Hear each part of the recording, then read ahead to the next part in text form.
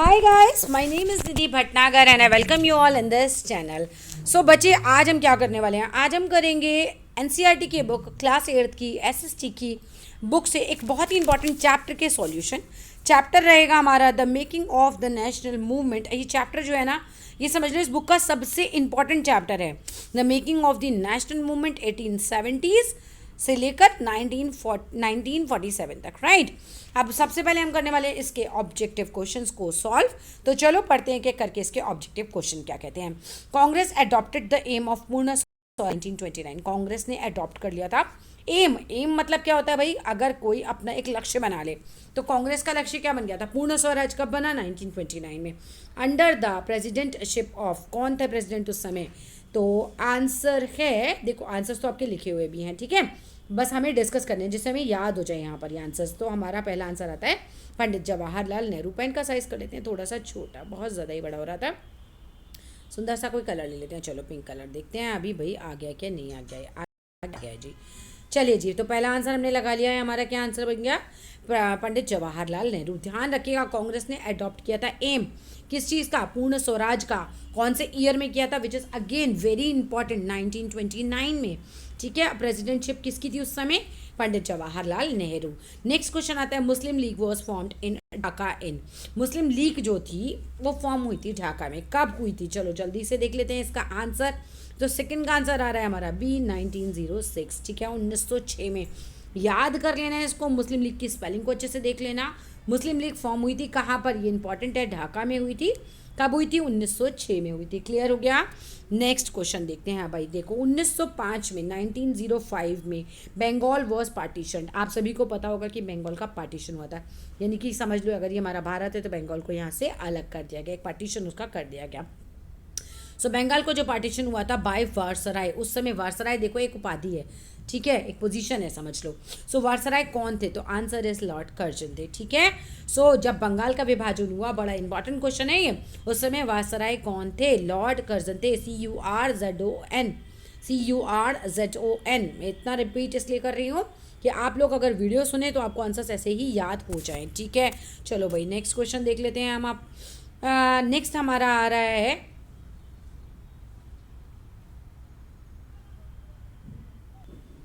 खुदाई खिदमतगार, a non violent movement among the Pathans were formed by. किसके द्वारा ये मूवमेंट जो है ये फॉर्म किया गया था, जल्दी बताइए। खुदाई खिदमतगार, ठीक है, a non violent movement among the Pathans, Pathans के बीच में किसके द्वारा फॉर्म किया गया था, and the answer is, answer है हमारा अब्दुल गफ्फार खान। इंपॉर्टेंट है, ध्यान रखना इस चीज़ का, ठीक है। The vernacular press act was passed in. Vernacular press act कब पास किया गया था, वर्नाकुलर प्रेस एक्ट कब पास किया गया था बच्चे, 1878 में, 1878 में, बार बार सुन लेना इसको। वर्नाकुलर प्रेस एक्ट कब पास किया गया था, 1878। वीडियो को 2-3 बार देख लोगे, समझ लो एग्जाम बढ़िया हो जाएगा आपका। Gandhi ji started the historic Dandi march from Sabarmati Ashram to Dandi. तो गांधी जी ने देखो एक कहना चाहिए एक मार्च निकाला था, राइट। कैसे मार्च निकाला, यहाँ साबरमती आश्रम से चले सब लोग भीड़ के साथ, ये कहाँ तक गए थे, ये साबरमती आश्रम से दांडी तक गए थे, सब पैदल मार्च इन्होंने किया था, ठीक है। अब आ जाओ ये क्या हुआ था, और इन्होंने वहाँ जाके क्या कहता है, नमक बनाया था। अंग्रेज़ों ने कहा कि हिंदुस्तानी नमक नहीं बना सकते, गांधी जी ने कहा कि भैया हम तो बनाएंगे, इन्होंने जाके ये लॉ तोड़ दिया था। ये लॉ इन्होंने कब ब्रेक किया था, बड़ा इंपॉर्टेंट है ये, 6 अप्रैल 1930। इसका आंसर है 6 अप्रैल 1930। अभी देखते हैं ज़रा, हमारा एक इंस्ट्रूमेंट ज़रा खोल ही लेते हैं ब्रश को। चलो भाई 6 अप्रैल 1930 the first session of the Indian National Congress was held. पहला सेशन जो था इंडियन नेशनल कांग्रेस का, ये कब हुआ था, पहला सेशन, ये इन्होंने बोला है the first session of Indian National Congress was held at मतलब हमें जगह बतानी है, आंसर इस बॉम्बे में हुआ था। पहला सेशन इंडियन नेशनल कांग्रेस का कहाँ हुआ था, मुंबई में, राइट। अभी तो मुंबई बोलेंगे ना अपन, बॉम्बे, उस समय का बॉम्बे था इसीलिए बॉम्बे लिखा गया है। द रॉलेट एक्ट 1919, ठीक है। आप इसमें ये बताया गया है, आप बताओ इनमें से, imposed martial law in Punjab, ये करेक्ट है। कर्ब्ड फंडामेंटल राइट्स करता है such as freedom of expression को, या फिर स्ट्रेंथन किया था इसने पावर ऑफ पुलिस को, या फिर डिसरप्टेड पब्लिक मीटिंग्स। तो इस रॉलेट एक्ट के बारे में हमारी कौन से वाले जो चीज़ें हैं वो करेक्ट हैं, देखो करेक्ट है सबसे पहले तो इस मूवमेंट के बारे में करेक्ट बात है ये वाली, देखो जस्ट अ मिनट, इसने क्या कर दिया था, रॉलेट एक्ट ने कर्ब्ड कर दिए थे हमारे फंडामेंटल राइट्स, छीन लिए थे एक तरीके से, उन्हें कुचल दिया था, such as freedom of expression. Rowlatt act में कहा गया कि भैया किसी को कभी भी गिरफ्तार कर लो, कोई हमारे खिलाफ कुछ भी करे गिरफ्तार कर लो। इन्होंने बोला यार रॉलेट एक्ट तो फंडामेंटल राइट्स को ही ले रहा है हमारा, फ्रीडम ऑफ एक्सप्रेशन तो सबके पास होनी चाहिए, आप ऐसे कैसे कर सकते हो भाई, आप ऐसे कैसे किसी भी व्यक्ति को जेल में डाल सकते हो। लेकिन रॉलेट एक्ट तो यही था कि आप ना बस अगर आपको कोई भी कुछ भी खिलाफ करते दिख जाए अंग्रेज़ों के तो उसको जेल में डाला जा सकता था, ठीक है। और दूसरी बात आ जाओ सी पॉइंट हमारा इसके अंदर है कि इससे तो क्या हो रहा था भाई, पुलिस की पावर स्ट्रेंथन ही हो रही थी ना, पुलिस को तो ज़्यादा कुछ करना ही नहीं पड़ रहा था, कोई सबूत वबूत तो चाहिए नहीं है, बस अच्छा ठीक है आपको लग रहा है तो आप उठा लो इस बंदे को। ये था रॉलेट एक्ट, इसका काफ़ी ज़्यादा विरोध भी हुआ था फिर बाद में, ठीक है। आप आ जाओ नेक्स्ट चीज़, हिंदुस्तान सोशलिस्ट रिपब्लिकन एसोसिएशन, वर्ड अच्छे से पढ़ लेना, हिंदुस्तान सोशलिस्ट रिपब्लिकन एसोसिएशन स्पेलिंग याद कर लेना, वॉज फॉर्म्ड इन 1928। कहाँ पे ये फॉर्म हुई थी, 9th क्वेश्चन का आंसर क्या आ रहा है अब हमारा, ये हुई थी फिरोज शाह कोटला दिल्ली में, ठीक है। हिंदुस्तान सोशलिस्ट रिपब्लिकन एसोसिएशन ये फॉर्म हुई थी 1928 में, कहाँ पर, फिरोज शाह कोटला इन दिल्ली में हुई थी। आप आ जाओ नेक्स्ट क्वेश्चन में, slogan Swaraj is my birth right and I shall have it, Swaraj जो है वो मेरा बर्थ राइट है, मेरा जन्मसिद्ध अधिकार है और मैं इसे लेकर रहूँगा। स्वराज का मतलब क्या होता है बेटा, स्वराज, स्वराज हो गया स्वराज, अपना राज, ठीक है। तो उन्होंने कहा भाई हिंदी एक तरीके से है स्वराज, स्वराज वर्ड हिंदी हो गया एक तरीके से, स्वराज मतलब अपना राज, स्वराज मेरा बर्थ राइट है, मेरा जन्मसिद्ध अधिकार है, मैं इसे लेकर रहूँगा। ये स्लोगन के बारे में हमारा आंसर है, किसने कहा था, तो सभी बच्चों को पता होगा, ये था हमारा बाल गंगाधर तिलक, ठीक है, गंगाधर तिलक इसका आंसर है। चलिए भाई अब हम देख लेते हैं अपने फिलअप्स को। Indians were dash with British rules, Indians कैसे थे ब्रिटिश रूल के साथ, वो थे डिसकंटेंटेड, डिसकंटेंटेड देखो यहाँ पर दे रखी है स्पेलिंग आपको, डिसकंटेंटेड थे मतलब एक तरीके से बिल्कुल भी सेटिस्फाइड नहीं थे, उनको मतलब बहुत ही गंदा लग रहा था एक तरीके से, उन्हें समझ में आ गया था हिंदुस्तानियों को कि भैया हमारे साथ गलत हो रहा है अब तो सब कुछ, तो संतोष ही नहीं था किसी के मन में, सब असंतोष की भावना से भरे हुए थे उस समय। नेक्स्ट आ जाओ, the vernacular press act was passed in, ये जो वर्नाकुलर प्रेस एक्ट था ये कब पास हुआ था, ये देखो आंसर है 1878 में ये पास हुआ था, ठीक है, 1878 में, बिल्कुल इंपॉर्टेंट है, आंख बंद करके याद करो ऐसे कि वर्नाकुलर प्रेस एक्ट कब पास हुआ था, 1878 में हुआ था। नेक्स्ट क्वेश्चन देखते हैं भाई, हमारे पास नेक्स्ट फिलअप आ रहा है, dash was one of the leaders of moderates, तो मॉडरेट्स के लीडर कौन थे, और आंसर आ रहा है दादा भाई नौरोजी, दादा भाई नौरोजी जो थे लीडर्स में से एक थे, ठीक है, आपको किसी एक का नाम देना था, इन्होंने दादा भाई नौरोजी का दे दिया। अब ग्रामेटिकली आप देखो ना, one of the leaders, leaders में से कोई एक का नाम देना है मॉडरेट के, ठीक है।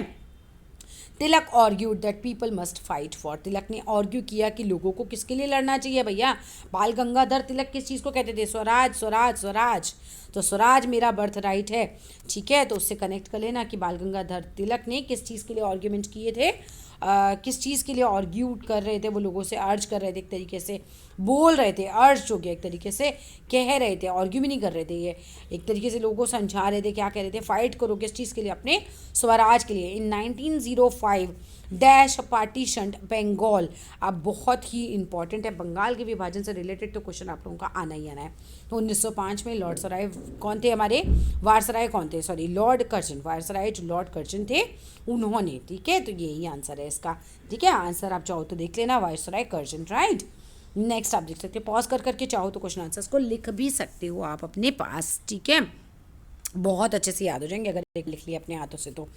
अब आ जाओ नेक्स्ट बात पे, बाल गंगाधर तिलक एडिटेड अ मराठी न्यूज़पेपर नेम्ड, बाल गंगाधर तिलक ने एडिट किया था एक मराठी न्यूज़पेपर को, ठीक है, अब वो कौन सा न्यूज़पेपर था, वो था केसरी, ठीक है, यहाँ पर केसरी, ठीक है। नेक्स्ट आ जाओ, केसरी अखबार का नाम है ये। The dash sought to oppose British rule and encourage the idea of self help, अब ये किस चीज़ के बारे में मांगा, किस चीज़ ने मांगा था, the dash sought to oppose British rule, कि ब्रिटिश रूल को तो क्या करो, अपोज करो, एनकरेज करो किस चीज़ को, आइडिया ऑफ सेल्फ हेल्प, क्या हम अपनी मदद खुद करें, तो ये सबको पता है स्वदेशी मूवमेंट में हुआ था ये, कि भैया स्वदेशी मूवमेंट था ही क्या, कि जो ब्रिटिश हैं उनको अपोज करो, अपने देश का सामान यूज़ करो, स्वदेशी अपने देश का, ठीक है, और क्या करना था, एनकरेज करना, सेल्फ हेल्प यही हुआ ना, एनकरेज करो, अपनी मदद खुद करो, अपने स्कूल खुद खोलो, अपने इंस्टीट्यूशन खुद खोलो, अपना सामान खुद बनाओ, अपना सूद खुद काटो, तो यही सारी चीज़ें इसके अंदर थी। ठीक है, तो ये भी आई थिंक समझ आ गया होगा। Gandhi ji arrived in India from, अब गांधी जी भैया बहुत पूरे चैप्टर में गांधी जी आए थे कहाँ से आए थे भैया, कहाँ गए हुए थे या गांधी जी, तो गांधी जी गए हुए थे साउथ अफ्रीका, तब आए थे साउथ अफ्रीका से। ठीक है, जब ये सारी कहानी हमारी चल रही थी। जस्ट अ मिनट, चलो भाई नेक्स्ट देखते हैं हमारा सेंटेंस। क्या नेक्स्ट सेंटेंस है हमारा? In 1990 Gandhi ji gave a call for a satyagraha. एक 1919 में गांधी जी ने क्या किया भाई? सत्याग्रह, सत्य के लिए आग्रह एक तरीके से, against that dash that the British has just passed. तो क्या हुआ था यहाँ पर? रॉलेट एक्ट, रॉलेट एक्ट जो उस समय आया था ना, तब गांधी जी ने बुलाया था सत्याग्रह, अगेंस्ट किया था इनके। ठीक है, तब आ जाओ 1919 में Gandhi ji gave a call for a satyagraha against the Rowlatt Act. Rowlatt Act बहुत खराब था भाई। रॉलेट एक्ट के द्वारा तो यही था ना कि भाई किसी को भी कभी भी कहीं भी गिरफ्तार कर लो। ठीक है, कुछ ज़्यादा फॉर्मेलिटीज़ की ज़रूरत ही नहीं थी, पुलिस की पावर बढ़ रही थी, तो गांधी जी ने तब किया था ये सत्याग्रह। ठीक है, ध्यान रखना, रॉलेट एक्ट के से रिलेट करोगे सत्याग्रह को, बिल्कुल मैचिंग आ सकती है आप लोगों की। रविंद्रनाथ ने जो किया था, रीनाउंस्ड कर दिया था, मतलब वापस दे दी थी एक तरीके से his dash after Jallianwala Bagh massacre. अब क्या हुआ, जलियांवाला बाग में बहुत बड़ा हत्याकांड हुआ था 1919 में। जनरल डायर ने क्या किया था? पब्लिक पर गोलियां चलवा दी थी। ठीक है ना, भीड़ इकट्ठी हुई थी जब उन्हें पता चला कि भाई कहाँ पे सभा हो रही है। ठीक है, जनरल डायर को पता चल गया कि भैया लोग इकट्ठे हैं, यहाँ पर सभा हो रही है। तो जनरल डायर ने क्या किया? पुलिस को बुलाया और अपने सामने लोगों को दरवाज़ा बंद करके गोलियां चलवा दी सारी, चाहे वो औरतें थीं चाहे वो बच्चे थे, उसको कोई फर्क नहीं पड़ा। उसने सबको बिना किसी भेदभाव के भैया सब पे गोलियां चलवा दी थी। अब जब जलियांवाला बाग में इतना बड़ा हत्याकांड हुआ तो रविंद्रनाथ टैगोर जो थे वो बहुत नाराज़ हुए। उन्हें समझ में आया कि भैया इन्होंने मुझे उपाधि दी है ना, ये इन्होंने मुझे नाइटहुड की उपाधि, इन्हें नाइटहुड की उपाधि दी थी, या नाइटहुड ही आएगा इसके आंसर में। तो उन्होंने क्या कर दिया? उसको वापस दे दिया। ठीक है, रिनाउंस्ड मतलब एक तरीके से वापस दे देना। तो रविंद्रनाथ रिनाउंस्ड इज क्या? Knighthood after Jallianwala Bagh massacre. Spelling चाहे आप लिख लेना। ठीक है, चलो अब आगे आ जाओ। अब डैश इज एन अपॉइंटेड और elected body of people with N administrative, advisory और रिप्रेजेंटेटिव फंक्शन। अभी किसकी बात चल रही है यहाँ पर? बताओ, काउंसिल की। काउंसिल क्या होता है? काउंसिल इज एन अपॉइंटेड और इलेक्टेड बॉडी। कि काउंसिल में लोग क्या होते हैं? तो चुने जाते हैं, अपॉइंट किए जाते हैं किसी के द्वारा। ठीक है, किसकी होती है? लोगों की। कौन से लोग? विद एन एडमिनिस्ट्रेटिव, एडवाइजरी और रिप्रेजेंटेटिव होते हैं।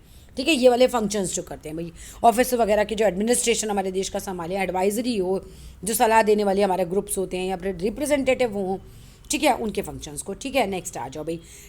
तो काउंसिल समझ में आ रहा है ना? यहाँ पर आएगा काउंसिल इज एन अपॉइंटेड और इलेक्टेड बॉडी। काउंसिल जो होती है अपॉइंटेड या फिर इलेक्टेड बॉडी होती है एक तरीके से ऑफ द पीपल। बॉडी एक तरीके से ग्रुप होता है लोगों का, with N administrative, advisory and representative functions. ये सारे फंक्शंस करते हैं काउंसिल के लोग। ठीक है, dash is an honour granted by the British crown for exceptional personal achievement और पब्लिक सर्विस। क्या था वो ऑनर जो दिया गया था? किसको? रविंद्रनाथ टैगोर को। अब याद कर लो कौन सा था? नाइटहुड। तो नाइटहुड जो था एक ऑनर था, एक सम्मान था जो ग्रांट किया गया था, दिया गया था bye the British crown. British crown के द्वारा, एक तरीके से ब्रिटिश गवर्नमेंट पे जो हायर पोस्ट पे रहे होंगे, ब्रिटिश क्राउन उन्हीं को कहा गया है। किस लिए दिया गया था रविंद्रनाथ को? फॉर एक्सेप्शनल, मतलब बिल्कुल ही अलग उन्होंने किया था, कुछ पर्सनल अचीवमेंट था और पब्लिक सर्विस के लिए दिया गया था उनको। ठीक है, अब आ जाइए भाई नेक्स्ट बात पे। Dash is an act of protest. Dash is an act for protest. ठीक है, अब किस चीज़ का है? By the people outside a building और shop to prevent others from entering. या भैया क्या करते हैं? जल्दी बताओ भाई। ये एक एक्ट है, किसकी बात चल रही है? क्या है एक्ट? प्रोटेस्ट किया जाता है जिसमें पीपल खड़े हो जाते हैं बिल्डिंग के, शॉप के बाहर। ठीक है, प्रिवेंट करते हैं और बोलते हैं हम किसी को अंदर आने नहीं। इसको बोलते हैं पिकेट, PICKET। ठीक है, यहाँ पर देखो PICKET। अब आ जाओ भैया नेक्स्ट बात पे। जस्ट अ मिनट, 14th पे आ जाते हैं भाई। Dash is a forcible and unlawful. Forcible क्या होता है? जो फोर्सफुली ला दिया जाए। अनलॉफुल क्या होता है भाई? जो कानून के विरुद्ध हो। Throwing out of the tenants from the land they rent. क्या चीज़ के बारे में बात करें? Dash is forceful and unlawful, मतलब ये वाले एक्ट की बात करेंगे। मतलब क्या है? Illegal eviction. इलीगल एविक्शन जो होता है हमारा, इलीगल एविक्शन, ठीक है, ये क्या है, इज अ फोर्सेबल, फोर्सेबल मतलब ज़बरदस्ती, एंड अनलॉफुल, अनलॉफुल मतलब कानून के विरुद्ध है। किस क्या चीज़ की बात करें, throwing out of the tenants, के टेनेंट्स को बाहर निकाल देना from the land they rent, उस लैंड से जो कि उन्होंने रेंट पर ली हो। Dash is the capacity of the province to make relatively independent decisions while remaining within a federation. तो इसका आंसर आप लोगों को मिल ही गया है, प्रोविंशियल ऑटोनॉमी, ठीक है। अब ये तो आप फिलअप अच्छे से याद कर लेना। आप चलो आ जाओ भाई ट्रू फॉल्स की तरफ चलते हैं। The arms act was passed in 1818, क्या ये सही है? और आंसर है यस, आर्म्स एक्ट जो था वो पास हुआ था 1818 में ही, ठीक है। तो कोई डाउट मत रखना, ये क्लियर हो गया। नेक्स्ट आ जाओ, the revolution in Russia took place in 1914, क्या रेवोल्यूशन रशिया में आया था 1914 में? नहीं, ये गलत है। नेक्स्ट बात पे आ जाओ भाई, 1920 में द ब्रिटिशर्स ने इम्पोज किया था a harsh this is treaty on the Turkish sultan और खलीफा पर। तो ये चीज़ बिल्कुल सही है, ये स्टेटमेंट हमारा बिल्कुल सही है। यस, ऐसा हुआ था कि 1919 में ब्रिटिशर्स ने इम्पोज किया था, इम्पोज मतलब किसी के ऊपर लागू करना, डालना, फोर्सफुली देना उसे, क्या चीज़ के हार्श, ट्रिटी, ट्रिटी क्या होता है, ट्रिटी होती है संधि एक तरीके से, ठीक है, संधि को ऑन द तुर्किश सुल्तान के ऊपर, या फिर वहाँ के खलीफा बोल सकते हैं, सुल्तान या फिर खलीफा जिसको बोला जाता है टर्की के, ठीक है। इन 1935 the Muslim league asked for an autonomous arrangement for the Muslims. तो ये सही है या गलत है? ये है हमारा फॉल्स। नेक्स्ट आ जाओ, people believed that Gandhi ji was in disfavour of the zamindars, लोग ऐसा विश्वास करते हैं कि भाई गांधी जी जो थे वो जमींदार सी एक तरीके से जमींदारी सिस्टम के खिलाफ होगा, जमींदार के खिलाफ, बंदे के खिलाफ तो गांधी जी कभी भी नहीं होंगे किसी, ठीक है। तो डिसफेवर में थे वो जमींदार्स के, तो यस दिस इज ट्रू, ठीक है। आप आ जाओ मैचिंग के पास। तो डांडी मार्च को हम किससे मिलाएंगे? डांडी मार्च कब हुआ होगा? 1930 में इन्होंने मिलाया है, ठीक है। सेकेंड वर्ल्ड वॉर हमारी कब हुई है? ई से मिलाया है, यानी कि 1939। अब आ जाइए, कांग्रेस स्प्लिट हुई थी, कब हुई थी? 1907 में। उसके बाद आ जाइए, फोर्थ नंबर पर हमारे को मैच कराना है सी से। फोर्थ है हमारा opposition against the Rowlatt act, ये हुआ था 6 अप्रैल 1919। अपोजिशन मतलब खिलाफ होना एक तरीके से, और वर्नाकुलर प्रेस एक्ट की बात करें अगर हम, जैसे मिलाना है हमें डी से 1878। ईयर इस चैप्टर में मोस्ट इंपॉर्टेंट है, बहुत अच्छे से याद कर लेना। आप आ जाओ जी वेरी शॉर्ट क्वेश्चंस पे, जो कि बहुत इंपॉर्टेंट है, जो मैं चाहती थी कि मैं आप लोगों को समझा दूँ। पहला क्वेश्चन हमारा, डिफाइन नेशनलिज्म। चलो थोड़ा बड़ा कर दें, थोड़ा बड़ा करते हैं, बहुत बड़ा हो गया तो। डिफाइन करना है नेशनलिज्म। नेशनलिज्म का मतलब क्या होता है? नेशनलिज्म का मतलब था राष्ट्रीयता, ठीक है। द फीलिंग ऑफ वननेस, कि भैया हम सब, वो महसूस करना, वो फील करना कि हम सब एक हैं। यूनिटी, यूनिटी मतलब एकता, among the people of the nation, nation में रहने वाले लोगों के बीच में। और पेट्रियोटिक फीलिंग्स, पेट्रियोटिक फीलिंग्स कौन सी होती हैं? पेट्रियोटिक फीलिंग होती है, पेट्रियोटिक मतलब देशभक्ति की भावना, ठीक है। प्रिंसिपल्स यानी कि सिद्धांत and policy of national independence is termed as nationalism. तो इसी को नेशनलिज्म कहा गया एक तरीके से, कि भाई हम सब एक हैं, हम सब के बीच में एकता है, देशभक्ति की फीलिंग, हमारे सिद्धांत है कि हमारी पॉलिसीज़ जो है नेशन के लिए, ठीक है, यही सब, इन सब के पीछे इंटरडिपेंडेंस जो होती है, एक दूसरे पर डिपेंडेंट होना, ठीक है, is termed as nationalism. Next question पे आ जाइए, when was Indian National Congress formed? बड़ा इंपॉर्टेंट क्वेश्चन है भैया, इंडियन नेशनल कांग्रेस का फॉर्म हुई थी? The Indian National Congress was formed in December 1885। बिल्कुल लर्न करने वाला क्वेश्चन है ये, और बड़ा ही इंपॉर्टेंट है, बिल्कुल आएगा ये पेपर में, समझ लो। Which British officer helped in the formation of Indian National Congress? वो कौन सा ब्रिटिश ऑफिसर था जिसने मदद की थी बनाने में इंडियन नेशनल कांग्रेस को? ब्रिटिश ऑफिसर था, ये बात याद रखना, ठीक है। वो कौन सा ब्रिटिश ऑफिसर था? एक रिटायर्ड ब्रिटिश ऑफिसर थे A.O. ह्यूम, उन्होंने हेल्प की थी formation of Indian National Congress की, ठीक है। नेक्स्ट आ जाओ, when was the non cooperation and खिलाफत मूवमेंट लॉन्च्ड? ये अच्छे से याद कर लेना, बहुत इंपॉर्टेंट क्वेश्चन है, जितने भी मैं बता रही हूँ सारे क्वेश्चन इंपॉर्टेंट है, चैप्टर ही पूरा इंपॉर्टेंट है, IAS तक की तैयारी के लिए चैप्टर इंपॉर्टेंट है बच्चे।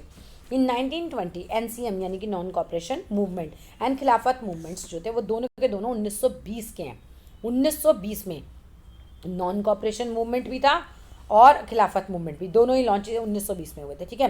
When was the Indian National Congress established? जो इंडियन नेशनल कांग्रेस है वो कब इस्टेब्लिश हुई थी? तो Indian National Congress was established in December 1885। ये फॉर्म भी तभी हुई थी और ये क्या बोल रहे हैं, ये इस्टेब्लिश भी तभी हुई थी, ये तो सेम ही हो गया एक तरीके से। How many delegates attended the first meeting of the national Indian National Congress. Delegates कौन कौन से जो थे, वो कह रहे कितने डेलीगेट्स ने जो है पहली मीटिंग को ज्वाइन किया था इंडियन नेशनल कांग्रेस की। ठीक है, तो 72 डेलीगेट्स थे, 72। ठीक है, और कहाँ हुआ था पहली मीटिंग, ये भी याद रखना, मुंबई में हुआ था। जो अभी मुंबई बोलते हैं ना, तभी बॉम्बे था वो। When was the all Indian Muslim league formed and by whom. भैया ये मुस्लिम लीग की स्थापना से रिलेटेड क्वेश्चन भी बच्चे बहुत ज़्यादा इंपॉर्टेंट हो जाते हैं।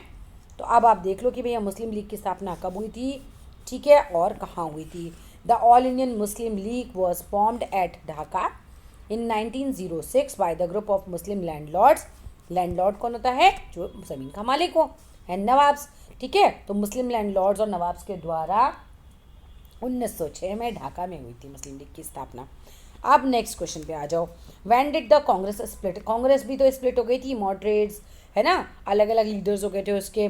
तो अब आप देखो कि भाई एक नरम दल था, गरम दल था, ऐसे तरीके हुई थी ना, स्प्लिट हुई थी, अब आपने पढ़ा हुआ चैप्टर में। तो ये कब हुई थी, 1907 में हुई थी। ठीक है, which group dominated the Congress after it's split in 1907। भाई कौन सा जो ग्रुप था उसने डोमिनेट किया। डोमिनेट करना मतलब किसकी ज़्यादा चल रही थी, the moderates dominated, moderates he dominate कर रहे थे कांग्रेस को आफ्टर इट्स स्प्लिट इन 1907। देखो इंपॉर्टेंट है कि भैया कांग्रेस स्प्लिट कब हुई, 1907 में। कौन सा ग्रुप था जो उसको डोमिनेट कर रहा था, वो था मॉडरेट्स का। अब आ जाओ, चलो भैया अब आ जाते हैं हम अपने शॉर्ट क्वेश्चंस की तरफ। Mention the initial leaders of the Indian National Congress. Initial leaders, initial का मतलब क्या होता है, जो स्टार्टिंग के लीडर्स थे वो कौन कौन से थे। द जब कांग्रेस एकदम एक तरीके से स्टार्ट हुई थी। ठीक है, तो initial leaders of INC, INC मतलब इंडियन नेशनल कांग्रेस, कौन कौन से थे, दादा भाई नौरोजी थे, फिरोज शाह मेहता थे, बदरुद्दीन तैयब जी थे, ठीक है, और डब्ल्यू सी बैनर्जी थे, सुरेंद्र नाथ बैनर्जी थे, रोमेश चंद्र दत्त थे, एस सुब्रमण्यम अय्यर थे। ठीक है, एस सुब्रमण्यम, इनका नाम था सुब्रमण्यम। ठीक है, अय्यर थे। नेक्स्ट क्वेश्चन देखो, what were the economic issues that were raised by the Indian National Congress in its moderate phase. वो कौन से इश्यूज थे, इकोनॉमिक इश्यूज कौन से थे दैट वर रेज्ड। रेज्ड क्या होता है भाई, उठाए गए थे, रेज किए गए थे लोगों ने, जिनके बारे में बोला होगा कि भाई हाँ ये है। रेज क्या होता है, जैसे आप अपनी प्रॉब्लम घर में रेज करते हो, ठीक है, ऐसे ही रेज मतलब आवाज़ उठाना। What were the economic issue, आर्थिक इश्यूज क्या थे भाई, पैसे से related, that were raised by the Indian National Congress in its moderate phase. Moderate phase में जब वो नरम दल वाले चल रहे थे, the early moderate Congress raised a number of economic issues. जो अर्ली मॉडरेट कांग्रेस के लीडर्स होंगे उन्होंने रेज किए थे number of economic issues. Number of मतलब होता है कई सारे। पहला क्या बोला उन्होंने, इट डिक्लेयर्ड, उन्होंने डिक्लेयर किया that British rule had led to poverty and famines. जो हमारे देश में उन्होंने क्या कहा कि जो ब्रिटिश है ना, ये जो रूल कर रहे हैं हमारे देश में, लेड टू पॉवर्टी मतलब ये गरीबी की तरफ लेकर जा रहे हैं एक तरीके से, फेमाइन की तरफ लेके जा रहे हैं। फेमाइन मतलब भूखमरी। ठीक है, increase in the land revenue had improvised peas, sorry हाँ, improvised peasants and zamindars and, not improvise नहीं है, इम्पावरिज्ड है, इम्पावरिज्ड कर रहे हैं पीजेंट्स और जमींदार्स को। And export of grains to Europe had created food shortage. अब पूरा समझ लो, देखो इन्होंने क्या कहा, इन्होंने ये कहा कि नंबर ऑफ इकोनॉमिक इश्यूज हैं। ठीक है, मतलब बहुत सारी आर्थिक परेशानी आ रही है जो ब्रिटिश हमारे देश में शासन कर रहे हैं ना, इनकी वजह से। तो पहली प्रॉब्लम क्या आ रही है कि British rule had led to poverty, कि ब्रिटिश का जो रूल है ना, ये तो हमारे देश को और ज़्यादा गरीब बना रहा है। फेमाइन आ रही है इसकी वजह से, यानी भुखमरी हो रही है। अब इंक्रीज कर रहे हैं ये लोग लैंड रेवेन्यू में ब्रिटिशर्स जो हैं, इससे क्या हो रहा है, इससे जो हमारे जो गरीब बंदा है और ज़्यादा ही जो है पीजेंट्स और ज़मींदार जो हैं वो क्या हो रहे हैं, एम्पावरिज्ड हो रहे हैं, मतलब एक तरीके से और ज़्यादा गरीब हो रहे हैं, दरिद्र बन रहे हैं। ठीक है, और क्या कर रहे थे, एक्सपोर्ट कर रहे थे ब्रिटिश हमारे देश में ना, खाना उगा रहे थे, मतलब एक तरीके से हमारे देश में सामानों का उगा रहे थे और उसको क्या करते थे, एक्सपोर्ट कर देते थे। तो भैया आप हमारा खाना एक्सपोर्ट कर दोगे, है ना, यूरोप भेज दोगे, तो हमारे देश में तो क्या हो जाएगा, हमारे देश में तो फूड की शॉर्टेज हो रही थी। तो ये तो एक ये वाला प्रॉब्लम हो गया। चाहो तो इस पॉइंट को अच्छे से ब्रेक करके भी लिख सकते हो आप। नेक्स्ट पॉइंट पे आ जाओ।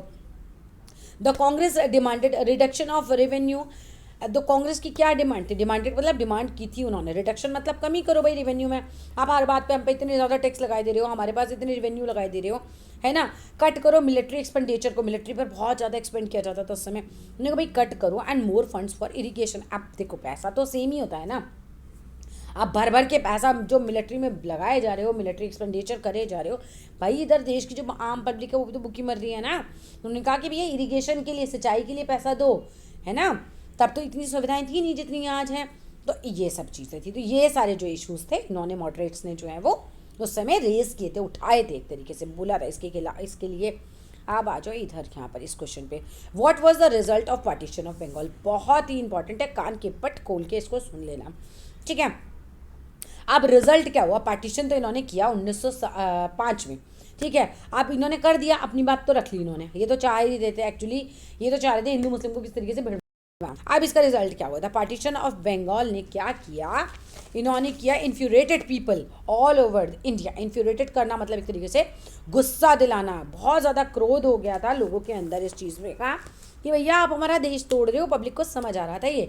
ऑल सेक्शंस ऑफ कांग्रेस, चाहे वो मॉडरेट्स हो चाहे वो रेडिकल्स हो, कांग्रेस में हो गया था ना, पहले तो मॉडरेट्स ही थे, फिर रेडिकल्स आए थे, फिर फाइनली लास्ट में कौन आया था, वो तो अलग ही थे, वो हमारे जो क्रांतिकारी नेता आ गए थे बाद में, रेवोल्यूशनरीज आ गए थे फिर, ठीक है। तो कांग्रेस की अगर हम बात करें तो चाहे मॉडरेट्स हो चाहे रेडिकल्स हो, सबको समझ में आ रहा था कि बंगाल का जो विभाजन है इट इज़ नॉट राइट, ठीक है। तो सबने क्या किया था, इसके अपोज में थे, सब इसके खिलाफ थे। लार्ज पब्लिक मीटिंग्स हुई, भाई लोग जगह जगह इकट्ठे हुए, डेमोन्स्ट्रेशंस हुए। डेमोन्स्ट्रेशंस क्या होता है, जैसे कि आप प्ले कर करके दिखाते हो लोगों को कि देखो ऐसे प्ले करके हम पब्लिक को, आम पब्लिक को समझाते हैं ना, अनपढ़ पब्लिक है मान लो, उसको समझाने के लिए क्या किया जाता है, लोग प्ले करते हैं, है ना, बन बन के दिखाते हैं कि देखो ये सिचुएशन है, फिर लास्ट में प्ले में दिखाएंगे कि बहुत ख़राब सिचुएशन पे आ गया, तो पब्लिक को समझ में आएगा, तो बात समझाने के लिए डिमॉन्स्ट्रेट किया जाता है हर चीज़ को, ठीक है। ये डेमोन्स्ट्रेशन ऑर्गेनाइज किए गए, एंड नॉवल मैथड्स, भाई अच्छे अच्छे मैथड्स जो थे वो लिए गए, of mass protest over develop. Mass protest का मतलब यहाँ पर क्या हुआ, मास मतलब होता है भीड़, एक तरीके से भीड़ की भीड़ ने इसको जो है वो बहुत ज़्यादा एक तरीके से अपोज किया। अगर आप अपनी भाषा में लिखोगे तो आप लिख सकते हो बिल्कुल कि जो मॉडरेट्स थे, रेडिकल्स थे, उन्होंने इसका विरोध किया था, जगह जगह लोगों ने मीटिंग्स रखी थी, ठीक है, आम पब्लिक भी उतर आई थी, तो बहुत तरीके से ये हुआ था। अब अगली बात और क्या हुई थी, द स्ट्रगल दैट अनफोल्डेड, जो स्ट्रगल हुआ था, that unfolded came to be known as Swadeshi movement. अब एक बहुत ज़बरदस्त बंगाल के इस मूवमेंट के बाद हुआ था, स्वदेशी मूवमेंट चल पड़ा था, ठीक है। स्ट्रॉन्गेस्ट था ये बंगाल में, ये तो हमें पता है कि भाई बंगाल विभाजन हुआ था, तो बंगाल में तो स्वदेशी मूवमेंट बहुत ही अपने ज़ोर शोर पे था। इसके अलावा भी बट द इकोज, जो उसकी गूंज थी वो एवरीवेयर थी, मतलब ऐसा नहीं कि सिर्फ बंगाल के लोगों को समझ में आ रहा था कि हमारा भैया कुछ गड़बड़ है, उसकी गूंज पूरे देश में थी कि भाई हमारे देश से बंगाल को अलग कर दिया गया है, सब उसके खिलाफ हो गए थे, ठीक है। It was also known as Vande Mataram movement. तो इस बंगाली के जो ये हमारा जो मूवमेंट चला था उस समय, स्वदेशी मूवमेंट, हम इसको वंदे मातरम मूवमेंट के नाम से भी जानते हैं। तो अब अपनी भाषा में भी लिख सकते हो ना कि क्या क्या हुआ था। चलो अब आ जाओ आगे। What do you understand by the term स्वदेशी मूवमेंट, आप क्या समझते हो स्वदेशी मूवमेंट, आपको क्या लगता है भाई क्या है ये। द वर्ड स्वदेशी कम्स फ्रॉम टू वर्ड्स, एक तो स्वा और या दूसरा वर्ड है देश या देशी बोल सकते हैं, which means one's own country. स्वदेशी का मतलब हुआ हमारी अपनी कंट्री। द स्वदेशी मूवमेंट शॉर्ट का मतलब होता है मांगा, एक तरीके से लोगों को समझाया एक तरीके से। सो स्वदेशी मूवमेंट में मांग क्या हो रही थी लोगों से, टू अपोज, अपोज मतलब विरोध करो किस चीज़ का, ब्रिटिश रूल का, एंड एनकरेज करो the ideas of self help. कि भैया स्वदेशी मूवमेंट में ये हुआ था कि ब्रिटिश जो रूल कर रहे हैं हमारे यहाँ उनका तो करो विरोध जम के, ठीक है, कि भैया हम नहीं मानेंगे आपका काम का, हमको आपकी कोई बात ही नहीं माननी, एक तरीके से उस समय ये हुआ था। एंड एनकरेज करो आइडियाज़ को ऑफ सेल्फ हेल्प, कि भैया हम अपनी हेल्प खुद कर सकते हैं, अपने लिए खुद खाना उगा सकते हैं, अपने लिए खुद कपड़ा बुन सकते हैं, अपने स्कूल्स खुद खोल सकते हैं, मतलब सब चीज़ें हमारी अपनी होनी चाहिए, हमारे इंस्टीट्यूशंस हमारे अपने हो सकते हैं। स्वदेशी अपने ही देश का, स्वदेशी enterprises, national education and use of Indian language. इनकी भाषा भी हमारे पर देखो आज तक कितनी प्रभावित है ना, अभी भी हम उन्हीं की भाषा में पढ़ रहे हैं, क्वेश्चन आंसर्स भी उन्हीं के खिलाफ पढ़ रहे हैं, उन्हीं की भाषा में पढ़ रहे हैं। That's great, India is great, ठीक है। To fight for Swaraj the radicals advocated mass mobilisation, to fight for Swaraj, ठीक है, स्वराज के लिए फाइट करने के लिए, टू स्वराज, यार सॉरी यार बहुत हंसी आ रही है मुझे खुद की बात पे कि हम उन्हीं की भाषा में उन्हीं के खिलाफ सारी कहानी पढ़ रहे हैं बैठ के। To fight for Swaraj, Swaraj के लिए लड़ने के लिए। द रेडिकल्स एडवोकेट करते थे, एडवोकेट करना मतलब समर्थन करते थे। मास मोबिलाइजेशन, अब ये मास मोबिलाइजेशन क्या होता है, देखो मास मतलब क्या होता है, भीड़, ठीक है, और मोबिलाइजेशन का मतलब क्या होता है हमारा, जुटाना, तो भीड़ को जुटाया जाता था, ठीक है। लोगों को समझाएंगे ना कि भाई आप ऐसा करो वैसा करो, पब्लिक बेचारी भोली वाली हमारी हिंदुस्तानी जनता है ना। अब आप उन लोगों को, पढ़े लिखे लोग तो बैठ बैठ के जो ग्रुप के लीडर्स होते थे वो समझाते थे कि भैया ये करो, क्योंकि बेचारी जनता तो उस समय क्या थी, अपने खाने खाने में ही मगन थी, उसको तो समझ ही नहीं आता था, उसको लगता था भैया शाम को और मिले ना मिले, तो उसको इतना मूवमेंट वगैरह वो समझ में तो आते नहीं थे। तो मास मोबिलाइजेशन, ठीक है, लोगों को जो रेडिकल्स थे वो लोगों को इकट्ठा करते थे, उनको समझाते थे और बाइकआउट करने के लिए बोलते थे। बाइकआउट किया गया था ऑफ द ब्रिटिश इंस्टीट्यूशंस को, उनके सामान को, स्वदेशी में यही सब कुछ हुआ था, समझ गए। तो स्वदेशी का पूरा पूरा कहानी समझ गए अब आप लोग कि भाई स्वदेशी मतलब अपने देश का स्कूल यूज़ करो, अपने देश का कपड़ा यूज़ करो, अपने देश की सारी चीज़ें यूज़ करो। और लोगों को इकट्ठा किया गया, लोगों को समझाया गया और बाइकआउट करने के लिए क्या गया, अभी स्वदेशी तो तभी होगा ना जब हम उनका छोड़ेंगे, तो बाइकआउट करो, उनका सामान यूज़ मत करो। नेक्स्ट आ जाओ क्वेश्चन, हु वर रेवोल्यूशनरीज। अब ये कौन थे भैया, ये एक अलग ही कहानी आ गई है। ये थे वो ढिशक्यों वाले, मतलब क्रांतिकारी नेता, ठीक है। ये कहते थे प्यार से तो मुन्ना जाएंगे नहीं हमारे देश से, किस तरीके से ऐसे थोड़ी ना चले जाएंगे ब्रिटिश, हम उनसे कहेंगे प्लीज़ आप हमारा देश छोड़ दीजिए, वो कहेंगे ओके फाइन कल सुबह मॉर्निंग में हम निकल जाते हैं, ऐसे नहीं होना है ना। तो अब ये समझ चुके थे कि भैया ये ओके फाइन वाले नहीं है आप, ये तो पिट के निकलेंगे अब यहाँ से, और पिट के ही निकले थे वो, वैसे प्यार से तो वैसे भी नहीं जा ही रहे थे, ठीक है। So who were revolutionaries, the revolutionaries were a small group of people, थोड़े ही थे हमारे यहाँ, ठीक है, जो थे डिस्काउंट वाले, तो स्मॉल ग्रुप था लोगों का, who suggested that the use of violence to make a radical change within the society, कि भैया वो सजेस्ट करते थे यूज़ ऑफ वायलेंस को। वायलेंस तो सब जानते हो, तुम्हारी उम्र के बच्चे तो वायलेंस वैसे भी आजकल बहुत देख रहे हैं, वायलेंस होता है मार धाड़ हिंसा, क्या, और to make a radical change, भैया रेडिकल चेंज मतलब एकदम बड़ा सा चेंज किया था। अब देखो जो हमारे मॉडरेट लीडर्स थे वो बेचारे प्लीज़ प्लीज़ करते थे कि भैया हमें कानून बनाने दो, भैया हमें भी ऑफिस में जगह दे दो, अरे हमारा ही देश है भाई, हम उनसे भैया भैया क्यों कर रहे हैं, ठीक है। तो ये लोग कहते थे कि भैया नहीं, अपने को बड़ा चेंज चाहिए, निकलो यहाँ से, अब हमारा देश है, हम देख लेंगे हमें कैसे मैनेज करना है, ठीक है। तो ये वो वाले थे ज़रा, और ये कहते थे प्यार से सुनो सुनो नहीं तो पिट के निकलो अब। तो ये वो वाले थे हमारे रेवोल्यूशनरीज। अब तो बहुत ही अच्छे से लिख कर आओगे तुम आंसर, मुझे पक्का पता है। Within the society would be necessary to overthrow the British rule, ठीक है। तो सोसाइटी के अंदर ओवर थ्रू करने के लिए किसको ओवर थ्रू किसको करना था, ब्रिटिश रूल को, कि भैया उन्होंने कहा ये भाई वायलेंस वर्ड पकड़ लेना बस इसका आंसर में, तो रेवोल्यूशनरीज और वायलेंस बस एक ही है ये, ठीक है। नेक्स्ट क्वेश्चन पे आ जाओ, when was the Muslim league कब फॉर्म हुई थी and what for its demand. अब ये मुस्लिम लीग क्या थी भैया, मुस्लिम लीग भी समझ लो, ये भी एक ग्रुप था, a group of Muslim landlords, ये मुसलमानों के जो लैंडलॉर्ड्स को थे, लैंड के लॉर्ड्स यानी कि ज़मीन के मालिक और नवाब थे, इन्होंने फॉर्म किया था ये, ठीक है। और फॉर्म किया था इन्होंने ऑल इंडिया मुस्लिम लीग को, कहाँ पर, ढाका में, DACCA, स्पेलिंग रट लेना, कब किया था, 1906 में किया था, ठीक है। द लीग सपोर्ट करती थी पार्टीशन ऑफ बंगाल को, ये देखो ये रे हमारे, है ना, ये हमारे देश के ही थे ये मुस्लिम लीग वाले भी, है ना, यही इन्होंने बोला हाँ हाँ पार्टीशन करो, हम सारा किस पर इल्ज़ाम डाल रहे हैं अभी, अंग्रेज़ों पर। द लीग सपोर्टेड, इस लीग ने सपोर्ट किया इस चीज़ को, मुस्लिम लीग ने सपोर्ट किया था इस पार्टीशन ऑफ बंगाल को। इट डिज़ायर्ड, इस इच्छा क्या थी इनकी, सेपरेट करना इलेक्ट्रोरेट्स फॉर मुस्लिम्स। देखो इलेक्ट्रोरेट्स का मतलब एक तरीके से होता है कि भाई हमारा जो हमारी जगह हो, मतलब जहाँ पर हमको निर्वाचन क्षेत्र हमारा हो, मतलब जहाँ पर हमारे बंदे मुसलमान ही जो है निर्वाचित हो, लीडर बने एक तरीके से, मतलब सब अपनी राजनीति खेल रहे थे उस समय।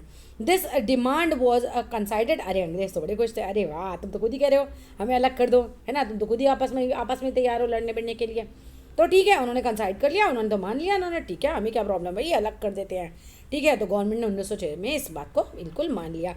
तो बहुत ही ध्यान से इसको पढ़ लेना।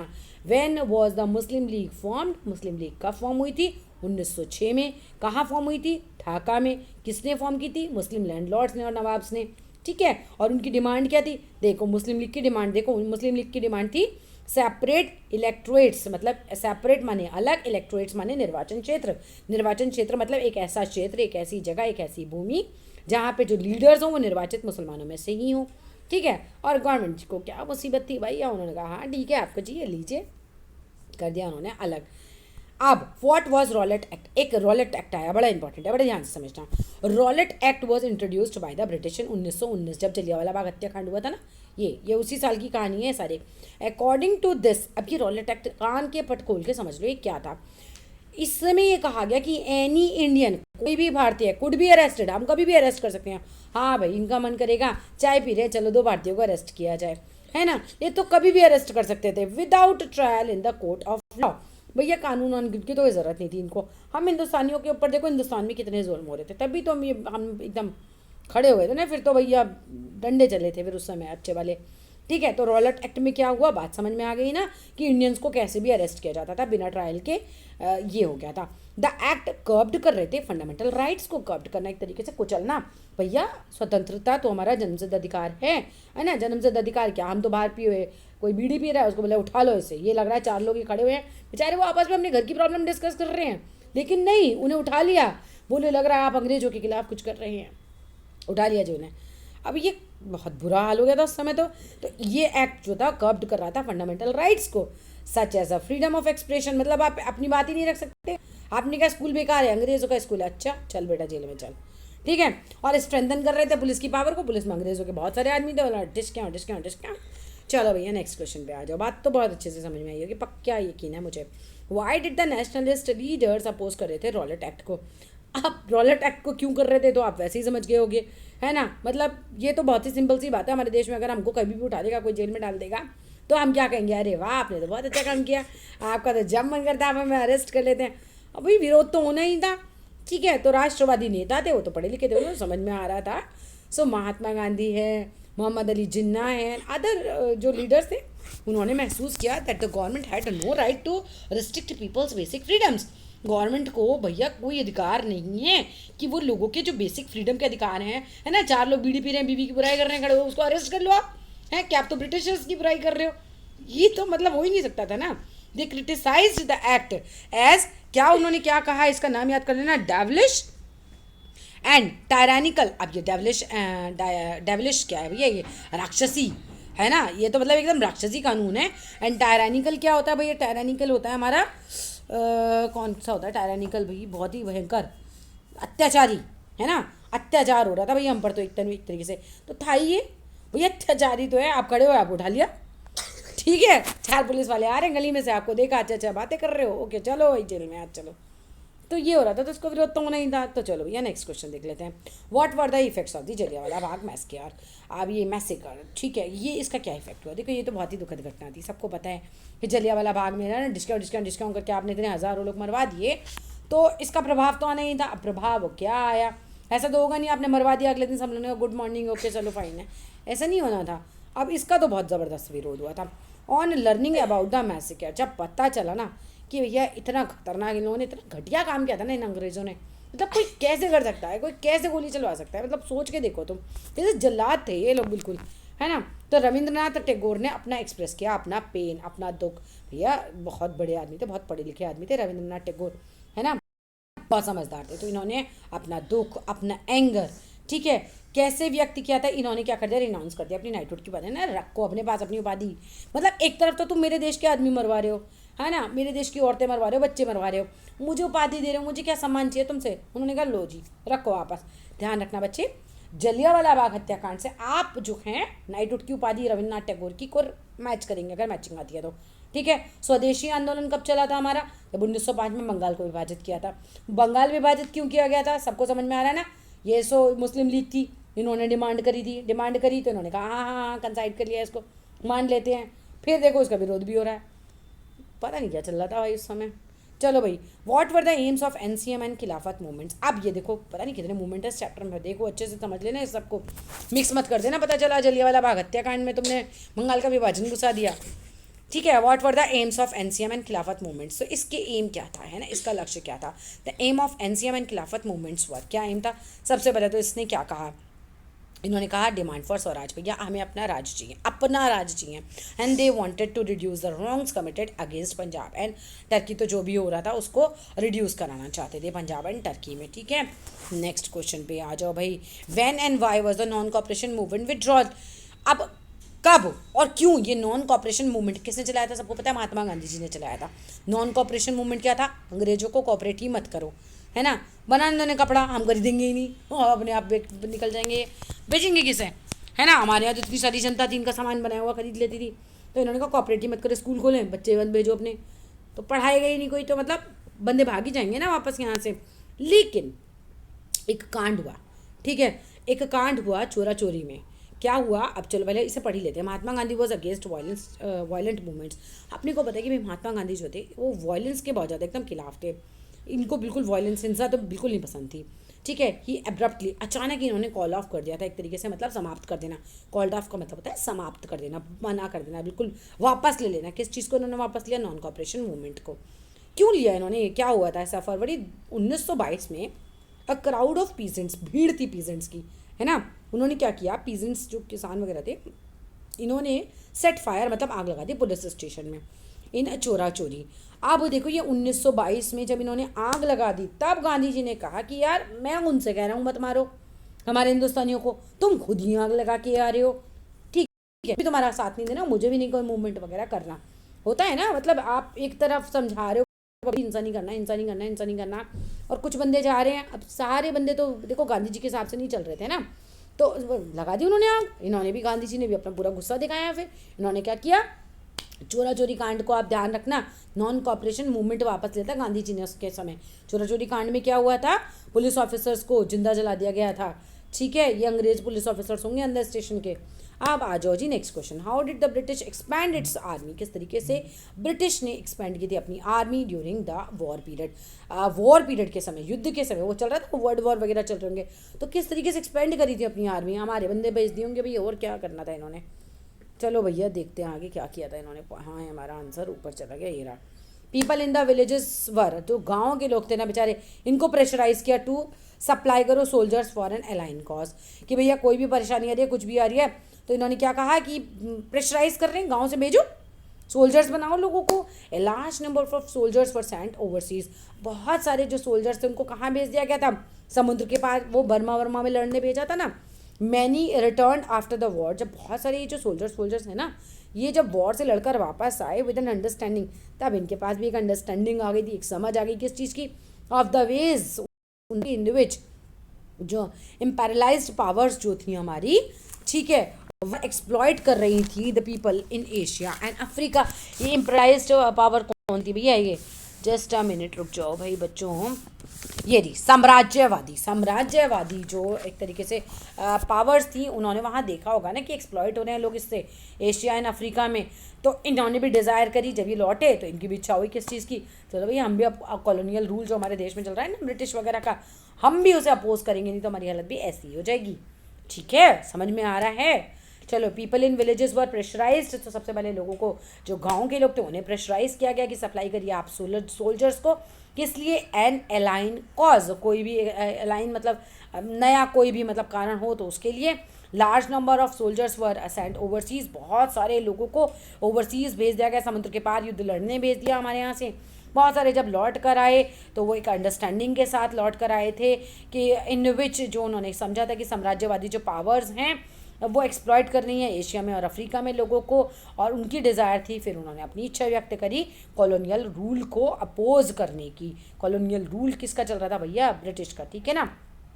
अब देखो क्या क्वेश्चन दिया है, हु वॉज महात्मा गांधी? भाई भारतवर्ष में ऐसा कौन है जो महात्मा गांधी को नहीं जानता होगा, ठीक है। सो बच्चों, तुमने गलती से भी क्वेश्चन छोड़ दिया ना तो भाई मुझ जैसी टीचर होगी ना पूरे पेपर में अंडा दे देगी तुम उठा के। चलो भैया पढ़ लेते हैं महात्मा गांधी कौन थे। Mahatma Gandhi was a mass leader, भीड़ के नेता थे। गांधी जी जब थे age of 46 arrived in India, Bharat में आए, ठीक है। कब आए थे, कौन से साल में आए थे? 1915, ठीक है, 1915 में आए थे। आए कहाँ से थे, गए कहाँ थे? पूरे चैप्टर में चल रहा है, गांधी जी आए थे, गए कहाँ थे? साउथ अफ्रीका गए हुए थे। Having led Indians in that country, वहाँ पे उन्होंने क्या किया था? इंडियंस को एक तरीके से लीड किया था। लीड करना क्या होता है? जैसे आप किसी के नेता बन जाते हो, ठीक है, तो वहाँ भी वो नेता ही थे। कहाँ पर वो नेतागिरी कर रहे थे इस समय? साउथ अफ्रीका की बात चल रही है। Having led Indians in that country मतलब साउथ अफ्रीका में। किस लिए? इन नॉन वायलेंट मार्चेस वो निकाल रहे थे अगेंस्ट रेस्ट्रिक्शंस। क्या हो रहा था भैया वहाँ पे भी, साउथ अफ्रीका में भी ना, गोरे काले का भेद ठीक है, जातिवाद बहुत ज़्यादा चल रहा था, तो उसके खिलाफ भी गांधी जी ने वहाँ पे भी एक लड़ाई लड़ी, समझते हो। He was already a respected leader known internationally. Gandhi ji जो थे वो बड़े ना वहाँ पे भी मतलब हर जगह इंटरनेशनली मतलब सब जगह जो थे वो बड़े रिस्पेक्टेड लीडर थे, लोग बड़ा सम्मान करते थे। His South Africa campaigns had bought him in contact with, जो उनका साउथ अफ्रीका में उन्होंने कैंपेन्स जो चलाए थे, कैंपेन्स क्या होता है बच्चे, कैंपेन्स होते हैं आंदोलन वगैरह जो उन्होंने चलाए थे, ठीक है। तो उसकी वजह से क्या हुआ, उनका कांटेक्ट हुआ बहुत सारे इंडियंस से, हिंदूज से, मुस्लिम्स से, नहीं अलग अलग टाइप के इंडियंस से, है ना, इंडियन से, हिंदूज से, मुस्लिम से नहीं, इंडियंस जो कि हिंदूज थे, मुस्लिम्स थे, पारसी थे, क्रिश्चियन थे, गुजराती थे, ठीक है, तमिल के थे, एंड नॉर्थ इंडियंस भी थे, अपर क्लास के मर्चेंट्स हों, चाहे लॉयर्स हों, चाहे वर्कर्स हों। देखो जब आप कहीं नेता बन जाते हो, है ना, तब आपके बहुत सारे लोगों से संबंध बनते हैं, बहुत सारे कॉन्टेक्ट्स बनते हैं, बहुत सारे लोग आपको मिलते हैं, है ना, आपकी एक इमेज बननी शुरू हो जाती है इन सबके बीच में। फिर अब महात्मा गांधी ने स्पेंड किए थे first year in India travelling through out the country. अब जब महात्मा गांधी लौटे तो उन्होंने 1 साल तक क्या किया, ट्रैवल किया जगह जगह। और छोटी क्लास में अपने चैप्टर्स में पढ़ा भी होगा कि जब महात्मा गांधी इंडिया आए थे वो जगह जगह उन्होंने ट्रैवल किया, फिर देखा अपने दुख, अपने देश के दुख को, गरीबी को, है ना, बड़े परेशान हुए, उन्हें समझ नहीं आया भाई मेरा देश इतना इस हालत में है। ये चीज़ें उनके मन में बैठ गई थी, तभी तो वो धीरे धीरे और ज़्यादा अच्छे बड़े नेता उभर के निकले थे फिर वो। एंड उन लोगों ने, उन्होंने समझा लोगों की नीड्स को, है ना, अंडरस्टैंड किया लोगों को और उनकी नीड्स को, और ओवरऑल सिचुएशन वो समझ गए थे हमारे देश की बहुत ख़राब हो गई थी एक्चुअली उस समय। तो गांधी जी जो थे वाकई में we must be thankful to him कि उन्होंने फिर बहुत लोगों को समझाया, बहुत बहुत सारी चीज़ें करी हैं, जिसकी वजह से आज हम कह सकते हैं कि भाई मिला जुला जो असर है। हम अकेले गांधी जी को तो नहीं श्रेय दे सकते, बट वाकई में उनका भी एक बहुत इंपॉर्टेंट रोल था हमें आज़ादी दिलाने के लिए। How did the Britishers try to control the quit Indian movement. अब देखो भारत छोड़ो आंदोलन गांधी जी ने चलाया था, सबको पता है 1942 में चला था, राइट। अब इन्होंने क्या कहा कि भाई इनका क्वेश्चन ये है कि ब्रिटिशर्स ने इसको कैसे कंट्रोल किया। अब भारत छोड़ो आंदोलन चला तो ये थोड़ी भारत छोड़ के ही चले गए तुरंत ही है ना, रोकने की भी तो कोशिश की होगी इन्होंने। द फर्स्ट रिस्पॉन्स क्या है ऑफ द था, सीवियर रिप्रेशन हुआ ऑफ दिस मूवमेंट। रिप्रेशन होना मतलब नियंत्रण करना, इसको रोकने की पूरी कोशिश करी इस मूवमेंट को, सबसे पहला तो यही करना था। अब यही तो कहेंगे ब्रिटिशर्स, ऐसे थोड़ी कहेंगे अच्छा अच्छा आपने कहा क्विट इंडिया मूवमेंट, चलो बाहर, चलो अटैची लेते हैं, कल सुबह निकल जाते हैं। नहीं, ऐसे नहीं हो सकता ना। बाय द एंड ऑफ 1943, अब भैया इसका तो बहुत ही ख़राब इम्पैक्ट हुआ उस समय, पहले पहल, बाद में तो खैर छोड़ ही के चले गए थे, 1947 तक तो निकल ही गए थे, हम 1943 की बात कर रहे हैं। 90,000 लोगों को अरेस्ट कर लिया, ठीक है, और लगभग 1,000 लोगों को इन्होंने क्या किया था, were killed in police firing, discount discount discount discount discount ऐसे मार देते थे हम तो जैसे मक्खी हों, है ना। By the end of 1943 over 90,000 people were arrested and around 1,000 were killed in police firing. In many areas orders were given to operate machine guns. बहुत सारे एरियाज में तो पता है जलाद थे पूरे ब्रिटिश, इन्होंने क्या किया, इन्होंने कह दिया मशीन गन्स चलाओ क्राउड के ऊपर एरोप्लेन से। मतलब सोचो एरोप्लेन आया क्या, discount discount discount discount discount.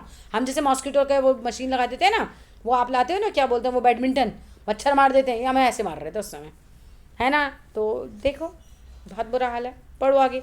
What were the goals of the different associations, क्या थे गोल्स, क्या थे लक्ष्य अलग अलग एसोसिएशंस के। एसोसिएशन क्या होती है बच्चे, संस्थाएं अलग अलग चल रही थी ना लेट 19th सेंचुरी में। भाई क्या गोल्स होने हैं, क्या गोल्स होने हैं, आप खुद सोच के देखो हमारी स्थिति कैसी थी तो गोल क्या होंगे। Different association worked with the idea that people should be sovereign. भैया लोगों को स्वतंत्र होना चाहिए, सॉवरेन होना चाहिए। जब सब ये सारी डिफरेंट एसोसिएशन इसी काम पे वर्क कर रही थी, दे बिलीव्ड, उनका क्या मानना था, उनका क्या विश्वास था, that the Indian people should be empowered. जो एक्चुअली इंडियन जो पीपल थे ना, एक्चुअली हम एम्पावर्ड होते भी कैसे हैं, पढ़ाई लिखाई बहुत ज़्यादा थी नहीं उस समय, लोग कृषि में थे, सीधे साधे लोग थे, भातिया, ठीक है। उन्होंने कहा नहीं भैया इनको एम्पावर होना पड़ेगा टू टेक डिसीजन, है ना। हमारे जो इंडियंस थे वो डिसीजन बेचारे ज़्यादा ले भी नहीं पा रहे थे। डिसीजन क्या लेते, हम पर पीछे से इतने सारे तो ब्रिटिश हम पर राज कर रहे थे उस समय, पढ़ लिख रहे थे नहीं थे बहुत ज़्यादा लोग, तो ठीक है। तो उन्होंने कहा नहीं भाई, ये जो एसोसिएशंस बन रही थी ये लोगों को समझाती थी कि हमें सॉवरेन होना पड़ेगा, एक तरीके से स्वतंत्र होना पड़ेगा।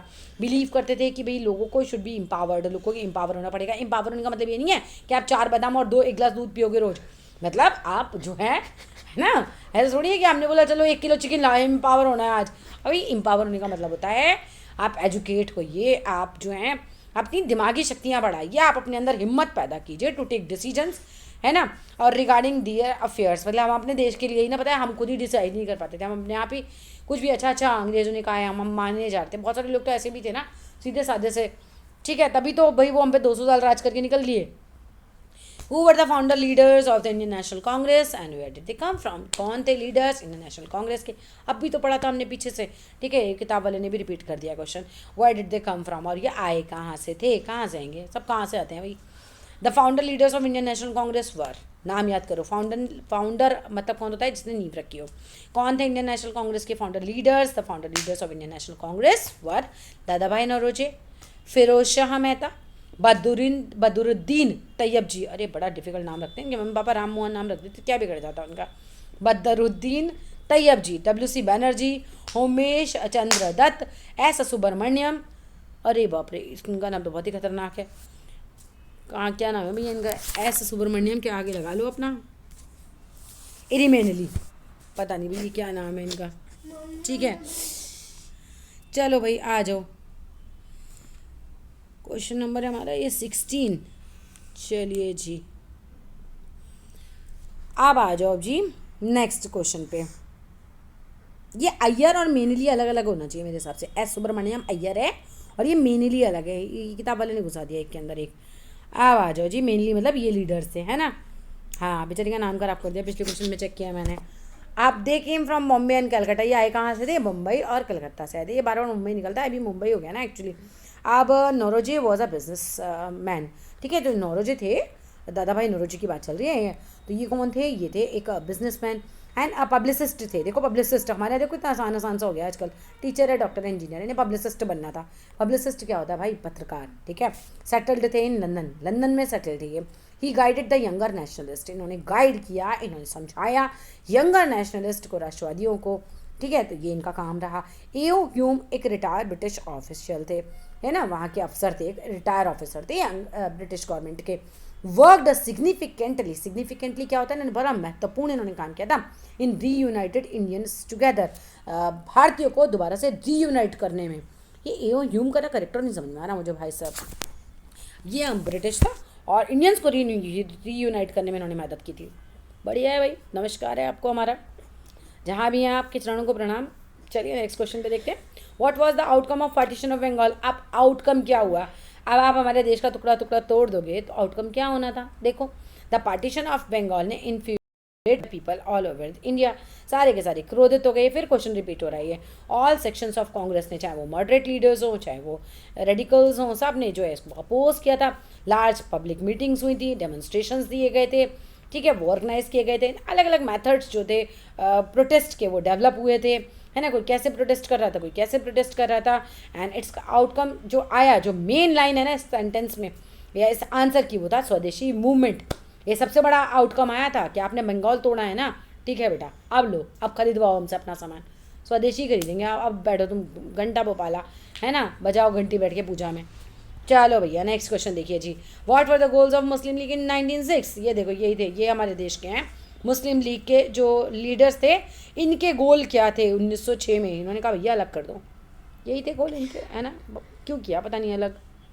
द मुस्लिम लीग ने सपोर्ट किया था पार्टीशन ऑफ बंगाल को, इन्होंने सपोर्ट किया, हाँ हाँ आप हमें अलग कर दीजिए, बंगाल अलग दे दीजिए, ठीक है।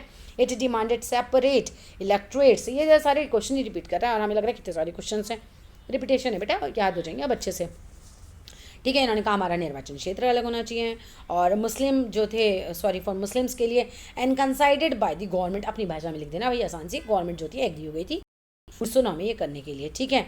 नहीं, कंसाइडेड बाय द गवर्नमेंट 1909 में कहाँ हुआ था भैया ये बंगाल का विभाजन?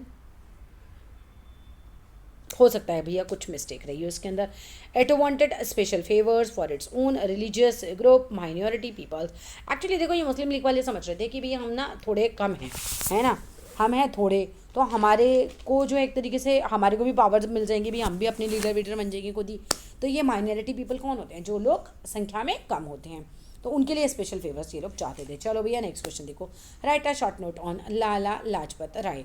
अब इनके ऊपर लाला लाजपत राय देखो, ये एक बहुत बड़े लीडर थे, ठीक है, एक नेशनलिस्ट थे। कहाँ के थे? ये पंजाब के थे। Lala Lajpat Rai was a nationalist from Punjab. He was one of the leading members थे ऑफ द रेडिकल ग्रुप के, है ना। रेडिकल ग्रुप तो आप जानते हो, कट्टरपंथी नेता, है ना। कट्टर कौन होता है? जो अपनी बात बस मनवा ही लेता है, ये उसी ग्रुप के थे। Which was critical of the policies of petition. भैया ये ना पॉलिसीज़ नहीं मानना चाहते थे, वो वाली पिटिटेशन वाली। पिटिटेशन मतलब प्रार्थना, हाँ दे दो ना, आज़ादी दे दो ना, अपने को कानून बनाने दो ना, मतलब ये ना इस चीज़ को ऐसे लेते नहीं थे, मतलब ऐसे नहीं इनका तो अलग ही तरीका था मतलब सोचने का एक, है ना। तो रेडिकल ग्रुप के थे ये जो हमारा कौन सा वाला ग्रुप था, वो जो नरम दल था हमारा मॉडरेट, है ना, वो सब नहीं मानते थे। और ये पिटिटेशंस वगैरह में, पिटिटेशंस क्या होती हैं, याचिकाएं, जब हम प्रार्थना करते हैं, रिक्वेस्ट करते हैं ना, जी ना, ये तो उसमें विश्वास ही नहीं करते थे बिल्कुल, है ना। He was also an active member थे आर्य समाज के, ये ध्यान रख लेना। और he was considered as a iron man of India. इस लाइन को चेक कर लेना एक बार, मुझे इस लाइन पे डाउट है कि आयरन मैन ऑफ इंडिया यही थे, अगर थे तो बहुत अच्छी बात है। चलो भैया नेक्स्ट क्वेश्चन देखो। How did the non cooperation movement gain momentum through 1921 से लेकर 22 तक। अब क्या हुआ, how did non cooperation movement gain, किस तरीके से नॉन कॉपरेशन जो मूवमेंट था उसने गेन किया, प्राप्त किया। मोमेंटम मतलब क्या होता है, गति। गति क्या होता है, स्पीड पकड़ ली थ्रू 1921 से लेकर 22 के बीच में। The non cooperation movement gain momentum मतलब नॉन कॉपरेशन मूवमेंट बहुत तेजी से बढ़ा आगे, है ना। लोग इसमें आए होंगे, मिले होंगे, कॉपरेट करना बंद कर दिया होगा थ्रू 1921 से लेकर 22 तक। क्या हुआ, थाउजेंड्स ऑफ स्टूडेंट्स ने तो क्या किया, लेफ्ट कर दिया गवर्नमेंट कंट्रोल्ड स्कूल्स को। गवर्नमेंट कौन सी थी, ब्रिटिश की गवर्नमेंट थी, उनके स्कूल्स में ही जाना बंद कर दिया। एंड ब्रिटिश सॉरी उसके बाद कॉलेजेस में जाना बंद किया।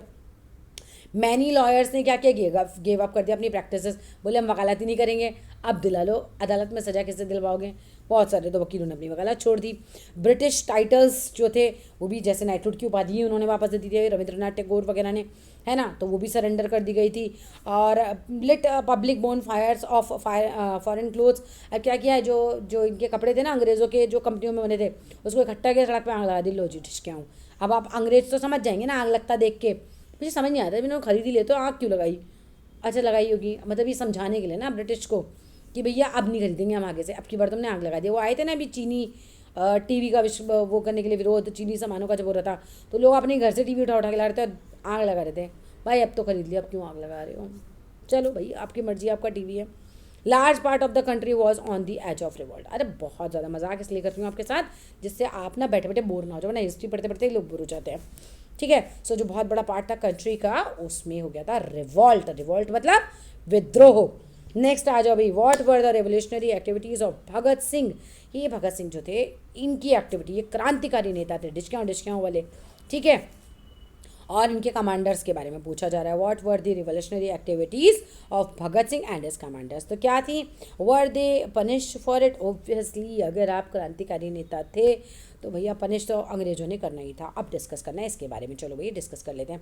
भगत Singh was a revolutionary activist. Bhagat Singh जो थे क्रांतिकारी एक्टिविस्ट थे, ठीक है, क्रांतिकारी नेता बताया ना, डिस्काउंट में जो विश्वास करते थे कि अलॉन्ग विद दिस कमांडर्स, वो अपने कमांडर्स के साथ विश्ड टू फाइट, उनकी इच्छा थी फाइट करने की अगेंस्ट किसके, कॉलोनियल रूल, जो हमारे यहाँ उस समय ब्रिटिश रूल चल रहा था। सो दे थ्रू द बम, इन्होंने तो बम ही फेंक दिया सीधा के सीधा, ठीक है। ये क्रांतिकारी वाले तो यही करते थे, इन्होंने तो डिस्काउंट और बम फेंकना ही था, इनकी तो भाषा यही थी। कहाँ पर फेंका था, in the central legislative assembly में, ध्यान से पढ़ लेना, सेंट्रल लेजिस्लेटिव असेंबली में कब फेंका था, 8 अप्रैल 1929 को। और ये क्या चाहते थे, दे वांटेड, दे का मतलब यहाँ कौन है, भगत सिंह और उसके साथ ही कमांडर्स जो थे, ठीक है। They wanted to remind the foreign government, ये याद दिलाना चाहते थे उनको, अच्छा उनको भी याद दिला रहे थे, किस बात की याद दिला रहे थे, ऑफ इट्स कॉलियस एक्सप्लॉयटेशन के बारे में। कॉलियस एक्सप्लॉयटेशन, भयंकर शोषण जो आप कर रहे हो ना हमारा, लो ये रहा उसका नतीजा, लो खाओ बम, ठीक है। तो ये चीज़ चली थी। Bhagat Singh was tried at the British court and executed at the age of 23। Bhagat Singh को भैया लेके गए कोर्ट वोट में, और उसके बाद भैया 23 साल की उम्र में भगत सिंह को इन्होंने फांसी दे दी थी। किस कारण फांसी हुई थी, याद है ना, इन्होंने बम फेंका था सेंट्रल लेजिस्लेटिव असेंबली में 8 अप्रैल 1929 को। चलो भैया आगे क्वेश्चन देख लेते हैं। क्रिटिकली रिव्यू दो ऑफ द ऑफ नहीं होता, ऑफ द होना चाहिए, क्या है ये क्वेश्चन भाई, रुक जाओ मैं दोबारा पढ़ती हूँ। Critically review the role of होना चाहिए, the role of women in the national movement. भैया औरतों का रोल आपको समझाना है कि भाई नेशनल मूवमेंट हुआ तो लेडीज़ ने भी तो बहुत बड़ा एक रोल था ना हमारा, है ना, हमारा रोल तो होना ही है हर जगह, है ना। The involvement of women was significant, जो लेडीज़ का इन्वॉल्वमेंट था वो बहुत ही सिग्निफिकेंट था, बहुत महत्वपूर्ण था इन the freedom struggle of India. एक तो देखो अगर आप बात करो क्राउड की, भाई 50 आदमी तो 50 औरतें, 50 लाख आदमी तो 50 लाख औरतें, है ना। तो भैया डबल पावर हो गई पहली बात। The involvement of women was significant in the freedom struggle of India, they came out from their overseas, औरतें आ गई अपने होम से बाहर, यंग औरतें, ओल्ड औरतें, सिंगल मतलब बिना शादीशुदा, मैरिड मतलब शादीशुदा, दे केम फ्रॉम रूरल एरियाज से, अर्बन एरिया से, रूरल मतलब ग्रामीण, अर्बन मतलब शहरी, गांव की औरत हो, शहर की औरत हो, घर बूढ़ी औरत हो, चाहे जवान औरत हो, चाहे शादीशुदा हो, चाहे बिना शादीशुदा, सारे के सारे जो आ गए, चाहे वो कंजर्वेटिव थॉट वाले हो, चाहे वो लिबरल हो घर उनका। कंजर्वेटिव कौन सा होता है, घूंघट काटो बेटा, घर से बाहर नहीं जाना बेटा।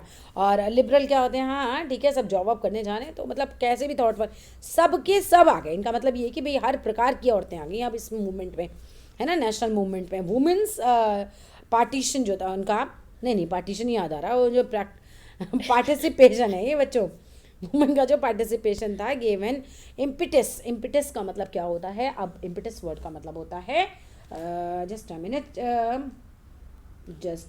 बच्चे, ये रहा, प्रोत्साहन दिया गया था टू दी नेशनल स्ट्रगल को, ठीक है ना भाई, इसको भी प्रोत्साहन मिला। तो अपनी आसान भाषा में लिखते ना कि भैया हाँ इनकी वजह से भी जो है बहुत ज़्यादा ये मूवमेंट जो था अच्छे से बढ़ गया आगे। चलो भाई लास्ट क्वेश्चन देख लेते हैं, फिर लॉन्ग क्वेश्चन देखेंगे अगली वीडियो में। वीडियो होने वाली 1 घंटे से भी ज़्यादा की वीडियो चल रही है। अब हमारी डिस्कस करो जिन्ना का role in the Muslim League. अभी 1 घंटे में 10 घंटे का चैप्टर पढ़ा दिया तुम्हें मैंने, पता है, ज्ञान कर लिया बस तुमने आज इस किताब का पूरा अच्छे से। Mohammad Ali Jinnah was an ambassador of Hindu Muslim unity until 1920। तो मोहम्मद अली जिन्ना साहब जो थे ये थे एम्बेसडर, राजदूत थे हिंदू मुस्लिम यूनिटी के अंटिल 1920 तक। He played an important role in the making of Lucknow pact. इन्होंने बहुत ज़्यादा इंपॉर्टेंट रोल अदा किया था लखनऊ पैक्ट के बनते समय। He recognised the Muslim League after 1934 and became, क्या बन गए थे, एक मेजर स्पोक्स पर्सन बन गए थे। स्पोक पर्सन कौन होता है, जो बोलता है एक तरीके से, है ना। स्पोक मतलब कौन होता है, स्पीक करना, बात करना, तो जो उनके लिए बोलता है एक तरीके से, किसके लिए, for elect demand of a separate country. इन्होंने तो डिमांड करी थी। इलेक्ट डिमांड क्या होती है, गैर कानूनी डिमांड एक तरीके से, है ना, मतलब अच्छी डिमांड तो थी नहीं भी पाकिस्तान अलग करने की। अगर आज सोचो जिस 5 मिनट के लिए इमेजिन करो, हिंदुस्तान पाकिस्तान उस समय अलग ही नहीं हुआ होता, है ना। तो ये जो हमारे लाखों आदमी मरे हैं, है ना, लाखों सिपाही हमारे बेचारे मर गए हैं, वो भी नहीं मरे होते, ना उनके मरे होते ना हमारे मरे होते, मतलब लड़ाई ही नहीं होती, कितना कितना कुछ अच्छा हो सकता था और कितना ज़्यादा डेवलप हो चुके होते हैं। जो लड़ाई में पैसा खर्च होता है ना, वो सब देखो कितना बच जाता हमारा, और वो कितना डेवलपमेंट में लगता है दोनों ही जगहों के लिए। वो दोनों जगह 2 होती ही नहीं, फिर तो वो एक ही होती। पर इन्होंने तो चाहिए था भैया, चलो भैया मिल गया, अब खुश रहो जहाँ भी हो। चलो भाई जी यहाँ पर तो अब इस वीडियो को करते हैं हम समाप्त। आई होप आप लोगों को वीडियो अच्छी लगी होगी, ये तो मुझे पूरी होप है कि आपको अच्छी लगी होगी, ठीक है। और ये भी उम्मीद है कि जिसने देख लिया ना वो शेयर ज़रूर करेगा, क्योंकि सब बच्चों को एक दूसरे की करनी है हेल्प। फिर मिलते हैं नेक्स्ट वीडियो में, till then love you all and good night, bye bye.